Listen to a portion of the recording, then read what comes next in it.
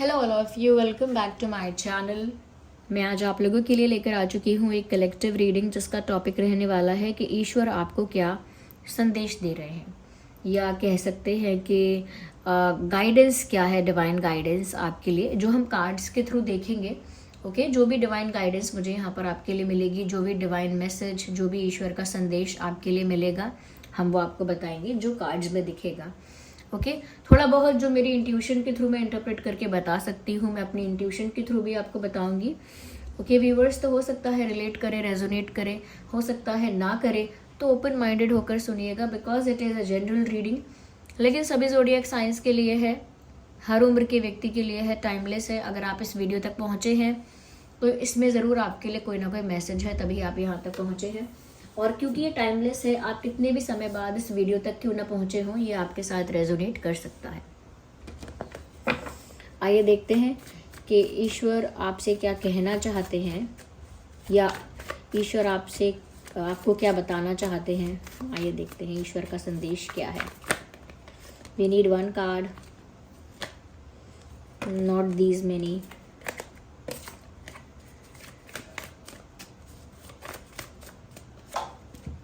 सबसे पहली चीज़ viewers, divine guidance यहाँ पर आपके लिए ये है कि म्यूज़िक जो है वो आपको बहुत हेल्प करेगा इन द लॉन्ग रन। आपके लिए गाइडेंस ये है कि म्यूज़िक से आप अपने आप को बहुत दूर मत करिए। शोर शराबे वाला म्यूज़िक अगर आप नहीं सुनना चाहते हैं तो मत सुनिए, लेकिन सूदिंग, थोड़ा सा रिलैक्सिंग, थोड़ा सा लाइट, थोड़ा सा मेलोडियस टाइप ऑफ म्यूज़िक आप सुनिए। एक इस टाइप का म्यूज़िक आप सुनिए, एक इस टाइप का रिदम म्यूज़िक आप सुनिए जो आपके सोल को अंदर से हील करेगा, जिसकी वजह से आपको रिलैक्स फील हो, जिसकी वजह से आपको हीलिंग महसूस होने लगे, यानी हील्ड फील हो, जिसकी वजह से आपको थोड़ा सा कामनेस फील हो। इस टाइप का म्यूज़िक आपको सुनना चाहिए, ये वो आपसे कह रहे हैं। क्योंकि आप अंदर ही अंदर व्यूअर्स जिन भी बातों से परेशान होते हो उसको ना अपने अंदर दबा लेते हो। ओके, जिस भी बात से परेशान हुए, हर्ट हुए, उसको अपने अंदर रख लिया, लेकिन वो चीज़ रिलीज नहीं हो पाती, हील नहीं हो पाती। तो म्यूज़िक आपको उस चीज़ में हेल्प कर सकता है, इसीलिए म्यूज़िक से अपने आप को दूर ना करें।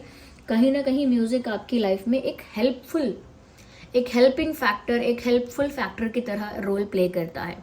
तो थोड़ा म्यूज़िक के साथ अपने आप को कनेक्ट करके रखिए।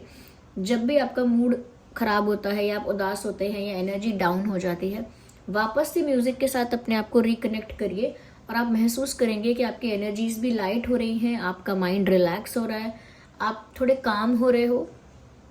ओके, तो यह म्यूज़िक कहीं ना कहीं आपको हील करेगा, आपको रिलैक्स्ड रखेगा, और आपको कह सकते हैं कि आपको आपके अंतर मन से जोड़े रखेगा।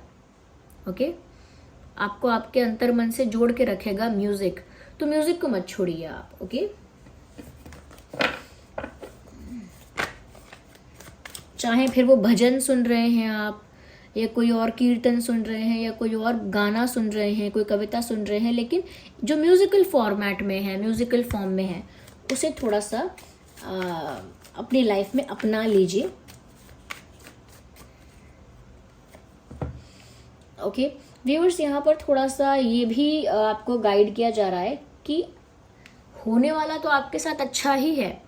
Good things will happen to you, अच्छी चीजें आपके साथ होंगी, जो आप डिजर्व करते हो वैसा ही आपके साथ होगा। लेकिन आप बोलते गलत हो अपने लिए, यानी कि डेस्टिनी में आपके लिए अच्छा लिखा होगा, डिवाइन ने, भगवान ने, ईश्वर ने आपके लिए अच्छा सोचा होगा, लेकिन आप अपने मुंह से खराब बोलते हो। जैसे किस्मत में हो सकता है कि आगे आपके अच्छे चेंजेस आए, अच्छी चीजें हों, लेकिन आप बोलते बुरा हो, जैसे अरे मेरी किस्मत बेकार है, कुछ नहीं होने वाला, मुझे पता है, इसमें भी कोई फायदा नहीं होने वाला। या फिर ऐसे बोलोगे अरे मेरे साथ कभी अच्छा हुआ है जो अब होगा, मुझे तो कभी कभी खुशी लाइफ में होती है तो डर लगता है कि ये खुशी कैसे आ गई, लगता है कोई बैड न्यूज आएगी। तो कुछ लोग ऐसे होते हैं जो नेगेटिव उसमें ही बात करते हैं, कॉन्टेक्स्ट में नेगेटिविटी में ही बातें करते हैं। और उसमें भी कुछ लोग ऐसे होते हैं जो सेल्फ क्रिटिसिज्म करते रहते हैं, खुद की बुराई करते रहते हैं। अरे मुझ में कहाँ ऐसा डिसिप्लिन थोड़ी है मेरे अंदर इतना जितना तुम्हारे अंदर है, अरे मेरी राइटिंग कहाँ इतनी अच्छी, तुम्हारी राइटिंग देखो कितनी अच्छी। या फिर मुझे में कहाँ इतना नॉलेज है, मैं कहाँ ये एग्ज़ाम क्लियर कर सकता, ये तो तुम ही करो ये काम, ये तो भाई मेरे जैसों के लिए नहीं है। तो मतलब कभी कभी खुद को डिसरिस्पेक्ट करना, डिमोटिवेट करना या खुद को डिस्करेज करते रहना आप खुद कर लेते हैं। तो क्योंकि डेस्टिनी आपके लिए अच्छा भी प्लान करती है, यूनिवर्स भी आपके लिए अच्छा प्लान करते हैं, लेकिन आप जो बोल रहे हैं और अपने लिए सोच रहे हैं, वो एक अफर्मेशन की तरह काम करता है। जैसे हमको जब कोई मैनिफेस्टेशन कोचेस बोलते हैं कि जो आप लाइफ में चाहते हो उसी को सोचो कि वो आपको मिल गया है, बस उसी के बारे में बोलो और पॉजिटिव बोलो कि हाँ वो होकर ही रहेगा, मुझे पता है कि ये मिल जाएगा, मुझे पता है कि ये काम होकर रहेगा, तो वैसा वैसा आप देखेंगे भी। ओके लेकिन यहाँ पर क्या है कि आपकी डेस्टिनी में अच्छा भी प्लान होता है तो भी आप बहुत ज़्यादा नेगेटिव बोल देते हैं, क्रिटिसाइज कर देते हैं। इस वजह से एक नेगेटिव अफर्मेशन आप करते हैं, यानी कि आप ऐसे सेंटेंसेस यूनिवर्स में ट्रांसफ़र करते हैं या भेजते हैं जो नेगेटिव हैं, जैसे मेरे बस का नहीं है, जैसे मेरी किस्मत ख़राब है, जैसे मेरे साथ अच्छा हो ही नहीं सकता, तो वो नेगेटिव सेंटेंसेस अफर्मेशन का काम करते हैं और नेगेटिविटी को भी अट्रैक्ट करते हैं। यानी कि जबकि आपकी लाइफ में प्लान अच्छा है डिवाइन का, जबकि आपकी लाइफ में अच्छी चीज़ें लिखी हुई हैं, लेकिन वो अच्छी चीज़ें भी फिर कह सकते हैं कि नेगेटिव वे में ही फिर आपकी लाइफ में आप परसीव करते हो।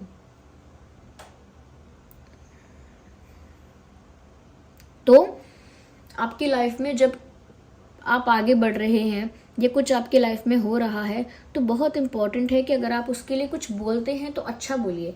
ऐसा ही बोल दीजिए कि जो होगा अच्छा ही करेंगे भगवान, या ऐसा बोल दीजिए कि मुझे विश्वास है मेरे साथ कभी इतना गलत नहीं हो सकता क्योंकि मैं गलत नहीं चाहता किसी का।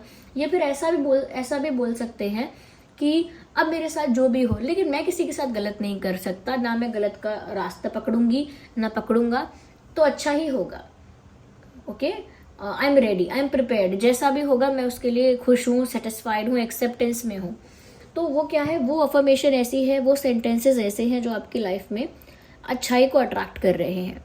तो आपको अपने वर्ड्स पे, अपने थिंकिंग पर थोड़ा ध्यान देना है कि आप ज़्यादा नेगेटिव तो नहीं बोल रहे कहीं। Okay, think about that.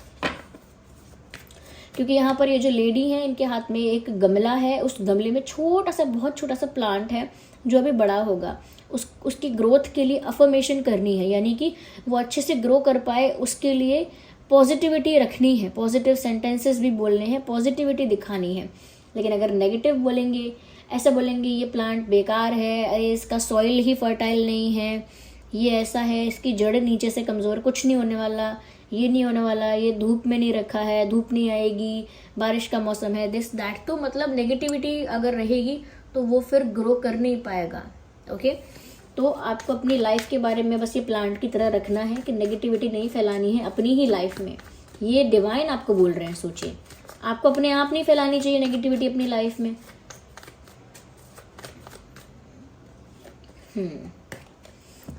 कहीं ना कहीं व्यूअर्स, यूनिवर्स आपको ये कह रहे हैं कि अपनी वर्थ को, अपनी वैल्यू को समझो और जो आप हो उसमें शाइन करो। देखिए, अगर अगर मेरे पास ग्रीन कलर का कपड़ा है तो फिर मुझे ग्रीन में ही कॉन्फिडेंस कैरी करना चाहिए, ग्रीन में ही अपने आप को ग्रेसफुली कैरी करना चाहिए और ग्रीन को ही इस तरह से स्टाइल करना चाहिए या इस तरह से वेयर करना चाहिए जो बहुत ही सुंदर लगे या बहुत ही ग्रेसफुल लगे, बहुत एलिगेंट लगे या अच्छा लगे।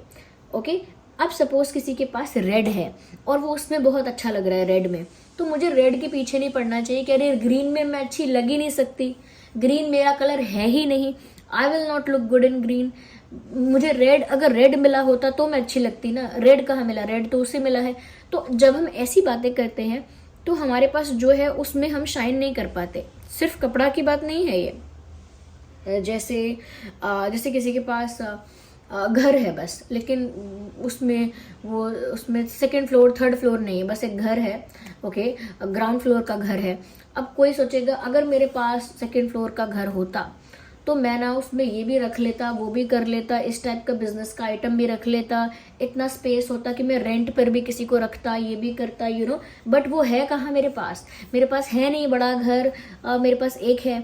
लेकिन जिसके पास ग्राउंड फ्लोर का घर है वो उसमें शाइन कर सकता है, वो अपना बेस्ट पॉसिबल करेगा। कि मैं इसे कितना अच्छा सजा लूँ, कितना अच्छा इसका यूटिलाइजेशन कर लूँ प्रॉपर है, कौन सा रूम मैं किस चीज़ के लिए डेडिकेट कर दूँ, मैं ऐसा क्या करूँ कि स्पेस भी कम मैं घेरूँ और काम भी ज़्यादा करूँ। स्पेस कम घेरना यानी कम स्पेस यूटिलाइज हो और काम भी बहुत प्रोडक्टिव हो जाए। तो वो अच्छा सोचकर कुछ अच्छा कर लेगा उस ग्राउंड फ्लोर में ही। लेकिन कोई ऐसा बोलेगा नहीं ऐसा नहीं हो सकता। कई लोग ऐसे होते हैं, जैसे कोई इंसान बोलेगा कि मुझे शॉप खोलनी है, एक शॉप ओपन करनी है, न्यू शॉप। तो वो कोई छोटी सी नॉर्मल शॉप देखकर आएगा, कहेगा हाँ मैं यहाँ से शुरुआत करूंगा। 10 लोगों को बताएगा कि मैंने ये शॉप देखी है, पसंद की है, देखो कितनी अच्छी लग रही है ना, सही रहेगी मेरे बिजनेस के लिए। सब लोग उसको अच्छा भी बोलेंगे, लेकिन उसमें से कुछ लोग ऐसे होंगे जो बोलेंगे इतने छोटे शॉप में ये काम नहीं हो सकता, बड़ा स्पेस चाहिए, बड़ा एरिया चाहिए। अरे अगर स्टॉक आएगा, सामान आएगा, उसे रखोगे कहाँ, उसके लिए बड़ा स्पेस चाहिए। तुम्हारे तो घर में भी जगह नहीं है इतनी, अलग या तो अलग दुकान लो, 2 दुकानें लो या फिर बड़ी दुकान लो। स्टॉक कैसे मैनेज करोगे, इतनी छोटी दुकान में नहीं हो पाएगा ये काम, गलती कर रहे हो तुम। तो क्या होता है कि इंसान जो है वो अपने में बेस्ट कर सकता है, लेकिन लोग वो चीज़ नहीं देख पाते हैं। क्या पता वो अपने घर में रख ले आधा स्टॉक, ओके, क्या पता घर में रख ले आधा स्टॉक, या कुछ आइडिया निकाल ले उस चीज़ के लिए थोड़े टाइम के लिए।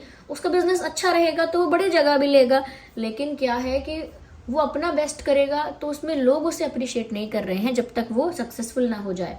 तो व्यूअर्स, यहाँ पर आपको भी ऐसी ही अपनी वैल्यू समझनी है कि जिस भी सिचुएशन पोजीशन में आप हो, आपको वहीं शाइन करना पड़ेगा। ओके किसी के पास जेल पेन है या इंक पेन है तो, और किसी के पास बॉल पेन है, तो जो बॉल पेन से लिख रहा है वो ये नहीं बोल सकता कि बॉल पेन से लिख के मैं टॉप कैसे करूं। टॉपर्स को तो इंक पेन से लिखना चाहिए। अरे आपके पास जो पेन है, पेंसिल है, उसी से आपको टॉप करना पड़ेगा, अपना बेस्ट पॉसिबल देना पड़ेगा। ओके यही मैसेज आपके लिए है कि जो आपकी लाइफ में आपके पास है, जैसे पार्टनर्स हैं, जैसी फैमिली है, जैसे फ्रेंड्स हैं, जैसा वर्क स्पेस है आपका, जैसे आपके स्टडीज़ हैं, जैसे आपकी हेल्थ है, उसी स्पेस में से, उसी सिचुएशन और पोजीशन में से आपको शाइन करना पड़ेगा, उसी में से आपको ग्रो करना पड़ेगा। ओके तो मैंने बहुत सारे एग्जाम्पल दिए हैं, उसमें आपको बस समझना है कि मैं छोटी सी बात ही कह रही हूँ। जो है, जितना है, उसी में से कुछ प्रोडक्टिव आप करो। इसके लिए ब्लेम मत करो कि वो नहीं है। जैसे कई बच्चे होते हैं, बोलते हैं अरे मेरा ड्राइंग का एग्जाम अच्छा नहीं गया क्योंकि मेरे पास तो ये घटिया वाले क्रेयॉन्स थे, अच्छे नहीं थे, इनकी क्वालिटी देखी है, लेकिन मेरे जो क्लास में दूसरे क्लासमेट्स थे उनके पास ऐसे कलर्स थे, वैसे कलर्स थे, इस टाइप के कलर्स थे, तो उनका तो बहुत अच्छा गया है ड्राइंग का जो एग्जाम है या वट एवर इट इज। तो क्या क्रेयॉन्स की गलती है कि आप ड्रॉ नहीं कर पाए, अपना बेस्ट नहीं कर पाए? आपको अपना बेस्ट करना चाहिए था। Even crayons can create a magic, crayons से भी मैजिक क्रिएट हो सकता है। इवन पीपल डू, हम देखते हैं ना इंस्टाग्राम पे कितने पेजेस हैं, यूट्यूब पे, क्रियॉन्स से कितना अच्छा लोग ड्रॉ कर रहे हैं और बहुत अच्छा लगता है। तो ये कहने का मतलब ये है, stop complaining and start accepting. Okay complain मत करिए, जो है उसमें शाइन करना स्टार्ट कर दीजिए। और ऐसा नहीं है कि आप शाइन नहीं कर पाएंगे, यहाँ पर आपके शाइन करने की पॉसिबिलिटी है, इसीलिए आपको बोला भी जा रहा है, वरना आपके लिए ये मैसेज नहीं आता। We need 1 card. व्यूवर्स, यहाँ पर ये भी है, एक चीज़ का ध्यान रखिए, अगर कोई आपकी हेल्प कर चुका है या करता है तो उसकी हेल्प करने के लिए भी आप रेडी रहिए। अगर चलो बदले में उसने आपकी हेल्प नहीं भी की थी, जब आपको ज़रूरत थी उसने आपका काम नहीं किया, आपकी हेल्प नहीं की, बट इफ़ इन केस उस इंसान को ज़रूरत है आपकी मदद की तो आप कर दो। अगर आप करने की पोजीशन में हो, अगर आप कर सकते हो मदद, जैसे आपके पास 10 रुपया है, आप 2 रुपया का मदद कर सकते हो तो कर दो। लेकिन अगर आपके पूरे 10 रुपये किसी इंपॉर्टेंट काम में लगने वाले हैं तो कोई बात नहीं, बाद में कभी हेल्प कर देना, लेकिन अच्छा इंटेंट रखो कि मैं करना चाहता था हेल्प। ओके बट ये पूरा 10 रुपया मेरे काम का है, इसलिए मैं नहीं दे पाऊंगा 2 रुपया भी। कहने का मतलब ये है कि जो आपकी हेल्प कर रहे हैं उनकी हेल्प तो करो ही करो, वहां तो पीछे हटना ही मत। और जहां पर किसी ने आपकी हेल्प नहीं भी की थी लेकिन उनको ज़रूरत है और आप ऐसी पोजीशन में हो कि आप कर सकते हो, तो पीछे मत हटना, मदद करो। यानी थोड़ा सा गिविंग आपको होना पड़ेगा। आई एम नॉट सेइंग कि आप हैं नहीं, लेकिन ये सोचकर आप थोड़ा रुक जाते हैं या कतरा जाते हैं कि उसने तो मेरी हेल्प नहीं की। जब मुझे ज़रूरत थी तब मैंने उसे फ़ोन किया था, क्या उसने मेरा फ़ोन उठाया? उसने तो मुझे बोल दिया मैं यहाँ बिजी हूँ, वहाँ बिजी हूँ, क्या वो मेरी हेल्प करने आया? ओके, अब वो मुझे बुला रहा है, उससे दिक्कत है, तो मैं क्यों जाऊँ? क्या मुझे जाना चाहिए? ऐसे निभाई जाएगी दोस्ती? ऐसे चलेंगे रिश्ते? मुझे तो नहीं जाना चाहिए। अगर मुझ में थोड़ी सी भी शर्म होगी तो मैं नहीं जाऊंगा। पीपल टॉक लाइक दैट कि मुझ में थोड़ा सा भी रिस्पेक्ट होना, उसकी हेल्प करने मैं नहीं जाऊंगा। अरे क्यों नहीं जाएंगे? अगर आपके अंदर वो कैपेसिटी है, आपके अंदर वो आप ऐसे पोजीशन पे हैं कि आप हेल्प कर सकते हैं, तो आपको करना चाहिए। बट अगर आप हेल्प नहीं कर सकते हैं, आपकी वो पोजीशन ही नहीं है अभी, वो कैपेसिटी ही नहीं है अभी, तो मत करिए, दैट इज़ फाइन। पर उसमें अच्छा इंटेंट रखिए कि मैं चाहता था आपकी हेल्प करना, लेकिन मैं भी नहीं कर पाऊंगा, मेरी ये परिस्थिति है। जैसे लोग कहते हैं ना कि मेरे पास तो ये एक ही पेन है, अगर मुझे अपना एग्जाम नहीं लिखना होता तो मैं ज़रूर आपको दे देता। ओके, तो वो क्या है कि हमारा इंटेंट तो यही था कि हम आपकी हेल्प कर दें, लेकिन अब मजबूरी ऐसी है। ओके, तो इसीलिए थोड़ा हेल्पफुल रहिए सबके प्रति और फेयर रहिए, इक्वल रहिए। ज़्यादा फेवरेटिज्म करने की ज़रूरत नहीं है कि ये मेरा फेवरेट पर्सन है, वो मेरा फेवरेट पर्सन है, उसको मैं अप्रिशिएट करूँगा, उसको मैं डिसरिस्पेक्ट करूँगा, या उसको मैं इनकरेज करूँगा तो उसको मैं डिस्करेज करूँगा। ये सब बंद कर दीजिए। वो क्या कहते हैं, कि मेरा है ये तेरा है, मतलब ये कम करिए आप। ओके, ये तो साफ है कि अब अपने लोग अलग ही दिखते हैं, जिनसे हम प्यार करते हैं वो हमारे अपने होते हैं, बाहर के लोग बाहर के होते हैं, ठीक है। लेकिन एक अनफेयर वाला अप्रोच मत फॉलो करिएगा कि जहां पर आप अन्याय भी देख लें, अनफेयर होता हुआ भी देख लें, पर खुश रहें कि कोई बात नहीं, मेरे वाले का तो फायदा हो गया ना। ऐसा मत करिएगा। ओके, फेयर रहिए, चाहे जो भी सिचुएशन हो, फेयर रहिए, इक्वल रहिए, हेल्पफुल रहिए, गिविंग रहिए, और जिस पोजीशन में है उसी में शाइन करिए। म्यूजिक से अपने आप को जोड़ के रखिए और अपने लिए नेगेटिव मत बोलिए। ओके, तो फिलहाल के लिए ये कुछ मैसेजेस यहाँ पर हैं। एक क्विक शॉर्ट रीडिंग मैंने आपके लिए कर दी है, किसी दिन इसी टॉपिक पर अगर आप चाहेंगे तो हम डिटेल रीडिंग बना लेंगे। So thank you so much for giving me your precious time. I hope ये रीडिंग आपके लिए हेल्पफुल रही है। आप कमेंट में बताइएगा। अगर आप न्यू है इस चैनल पर, सब्सक्राइब जरूर करिएगा। चलिए मिलते हैं अगली रीडिंग में, तब तक के लिए bye bye family, love you all, take care.